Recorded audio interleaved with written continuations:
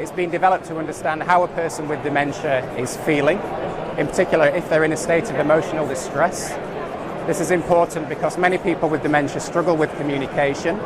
As a result, they experience unmet needs, and those unmet needs result in agitation and aggression, behaviours that can be quite challenging for carers.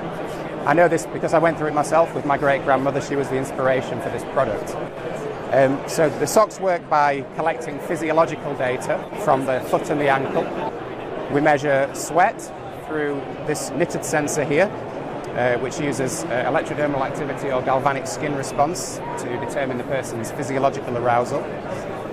Through the tag on the ankle, we also measure pulse rate variability, skin temperature, and we have an inertial measurement unit in there, and we can understand patterns of gait, which is important for understanding how mobility is changing over time. So this is a dashboard that shows the physiological data from the socks. So here we see skin temperature collected at the ankle. We also have activity, which was determined over the past minute. Electrodermal activity, or galvanic skin response. Pulse rate and pulse rate variability, which aren't showing up because you need good skin contact, which I don't currently have with the sensor. And then we have linear acceleration and angular velocity, which are both types of motion data. And what's angular velocity? It's like a gyroscope.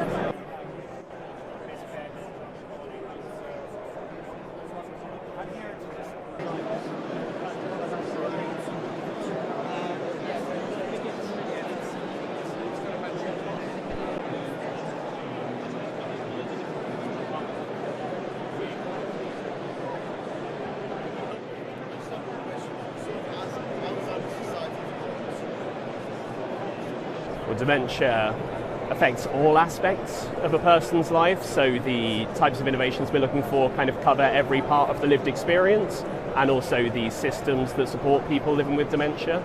I think one of the big interests for us at the moment is AI. I think there's a really strong possibility that AI can work as effectively a kind of cognitive prosthetic. The benefit of AI is that it will learn a person's regular rhythms, regular kind of habits, and grow with them as dementia progresses, helping people live more independently for longer, helping people live in their own homes for longer, things that we know are incredibly important for people living with dementia.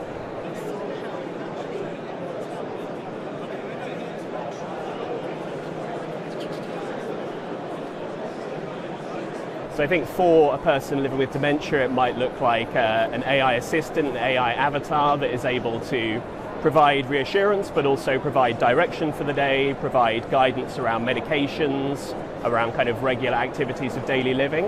And for carers, I think a lot of these innovations can help provide the reassurance that you want. My grandma had dementia, my mum had to kind of check in on her at all times to keep her living independently for as long as possible.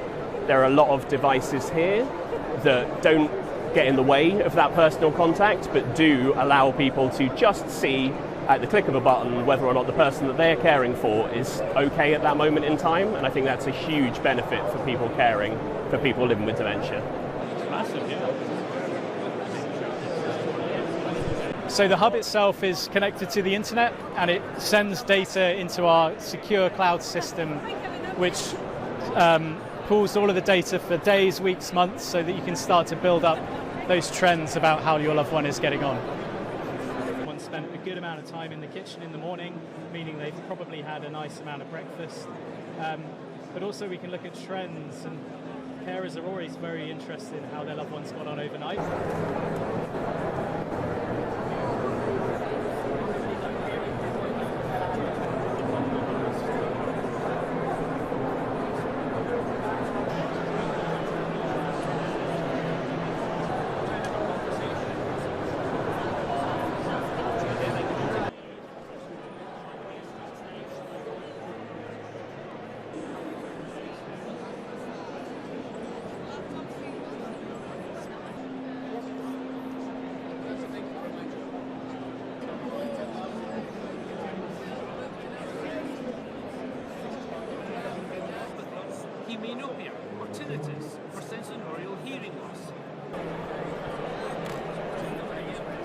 things that are patterned can often appear like they're moving, or they can look like they're hiding animals coming into the room, which then can create a risk of someone living with delirium. Or it can be things like shiny surfaces. Shiny surfaces can appear that they're wet, and so someone who's trying to get into the toilet may be afraid to do so because the reflections on the floor make them think they're going to slip and fall. So the other big piece is colour contrast. Many people, for example, find it really difficult to see the white light switches against a magnolia back wall. And using these empathy filters, we can show you how difficult it is to actually see these light switches.